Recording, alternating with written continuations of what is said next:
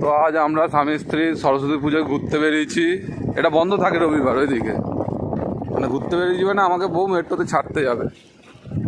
এত বছর পুজোয় ওকে আমি ঘুরিয়েছি বাইকে করে, এবছরে ও আমাকে স্কুটিতে করে, তাই তো?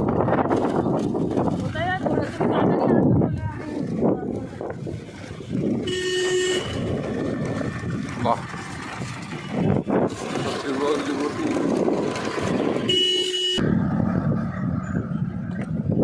তবে সময়ের সাথে সাথে সব কিছু বদলে যায়।